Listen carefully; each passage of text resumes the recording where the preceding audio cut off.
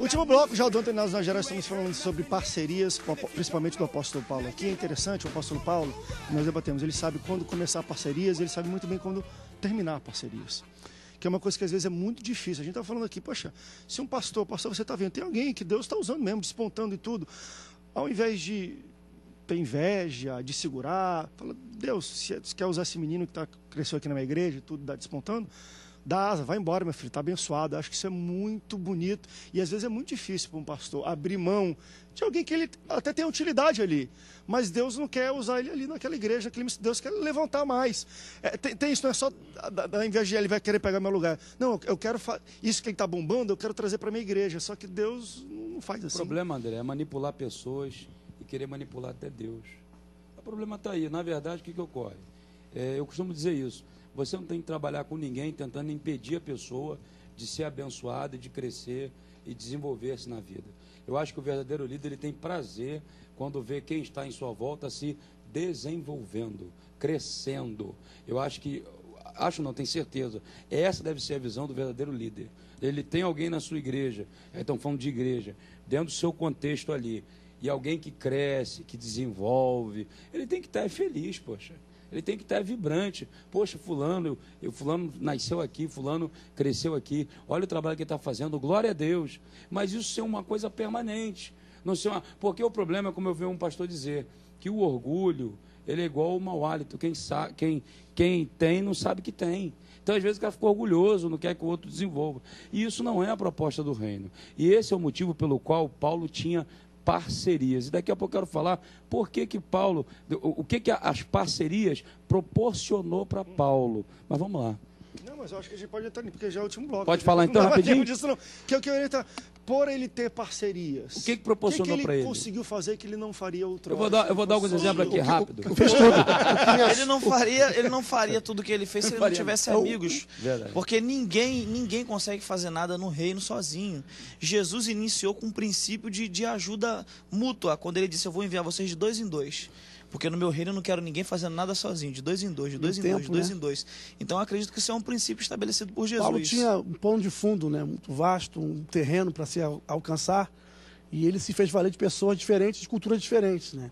Se ele quisesse alguém mais clérigo, alguém mais dominador da cultura judaica e da fé, ele tinha Barnabé, por raízes, ele tinha o Lucas, que era um camarada culto, né, helenista, ele tinha o casal, a família próximo, né, Áquila e Priscila.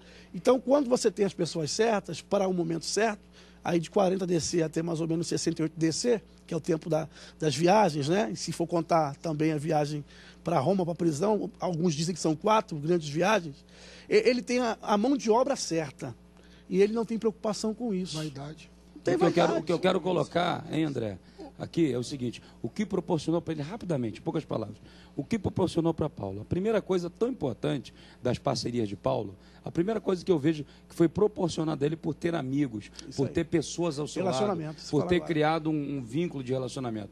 A primeira coisa linda que eu acho é quando Paulo fala, quando eu cheguei na Macedônia, eu não tive alívio nenhum, era lutas por fora e combate por dentro. Mas o Deus que consola os abatidos me consolou com a chegada de Tito. Paulo tinha amigo para consolar ele. Paulo tinha amigo para estar com ele, porque ele plantou isso. Depois, isso está em 2 Coríntios 7,5. Depois ele vai dizer que a luta dele foi tão grande na Ásia que ele desesperou da própria vida, pensou em morrer. O Paulo entrou num quadro depressivo.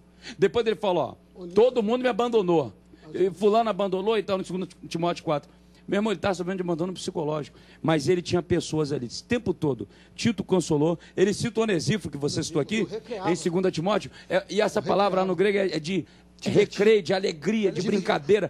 Tinha um cara para brincar com ele. Para poder somar naquele momento. Então, resumindo, ele semeou e nas relações sociais que Paulo teve, ele tinha amigo para consolar, ele tinha amigo para rir, ele tinha amigo para trazer oferta. Epafrodito era o cara que levava o dinheiro para lá e para cá.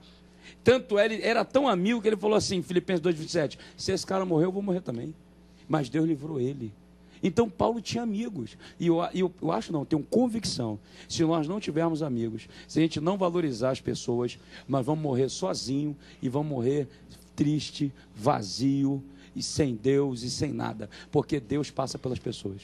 O sentimento da igreja primitiva, comparada com a nossa, assim, é uma distância que a gente vê tão longe.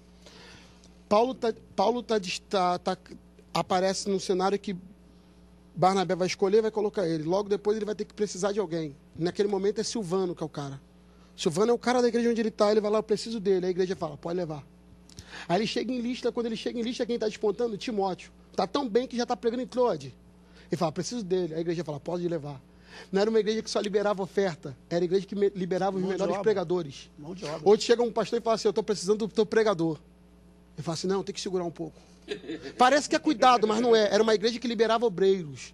O perfil da igreja era o perfil. Não leva o que a gente tem mais ou menos. Porque se levar esse camarada, acaba com tudo. Se tu levar meu melhor obreiro, a igreja acaba. E a igreja falava assim, não, pode levar o melhor. Se é para obra, leva o melhor. Timóteo é o melhor que a gente tem. Pode levar. Leva ele. Silvano, que é Silas, é o melhor que a gente tem. Pode levar. Mas por quê? Porque eles entendiam uma coisa. Está faltando, sempre faltou. Mas eles entendiam o que Jesus disse. A seara é grande, poucos trabalhadores. Mas ele disse assim, pode orar. Se ele mandou orar, porque ele manda. Então, pode levar, meu filho, ora, que vai vir. O problema é todo o seguinte, o cara quem tem medo de perder não ganha. O que a gente está vivendo hoje, o cara tem tanto medo, porque vem uma rebelião. Já viu o pastor profeta da calamidade? Porque vem uma... O cara fica 10 anos falando que vem uma hora vem. Mas no fundo ele tem medo de perder. O medo de perder não deixa ele ganhar. Quando o camarada entende, não, vai vir. Paulo, em Gálatas 2, ele fala de 5 pessoas que ele se relacionou. Aí, primeiro ele fala Barnabé, um mentor. Depois ele fala de amigos, porque sozinho eu até vou, mas com amigo eu vou mais longe. Depois ele fala de falsos crentes. Tem falsos crentes. Opa, Deus. Quarto, ele vai falar de... Aí, por último, ele fala de divergente. Ele fala assim, resistir Pedro cara a cara. O camarada é do reino, eu sou do reino e Pedro é do reino. Só que é divergente, eu penso de um jeito, ele pensa do outro. Mas está tudo dentro do reino. Mas como é que a gente lida com quem a gente não pensa igual? Cara a cara. Para você, eu não fui falso, não. Quando eu não discordava, eu fui na cara do pastor e falei, pastor... Não tem dessa de jogar ventilador, não. Não, as indiretas do altar, né? As indiretas. Aí o camarada fala assim, não, eu tenho que ir embora porque o pastor não me entende. Mas nunca falou com o pastor. É isso aí. Vai lá na cara. Fala com ele, pastor. É isso assim. Seja leal. Gente, aprendi muito aqui. Obrigado, pastores, pela presença de vocês no Antenados na Geral. Agora aí. 3 não, às 10. Eu vou botar no Facebook um WhatsApp pra vocês depois, um áudio que vocês vão ter que ouvir. Mas já tá tudo resolvido, tá? Obrigado, pastores, pela presença de vocês. Espero que vocês tenham gostado, sido abençoados. Obrigado pela audiência. Até o próximo Antenados na Geral. Tchau, tchau.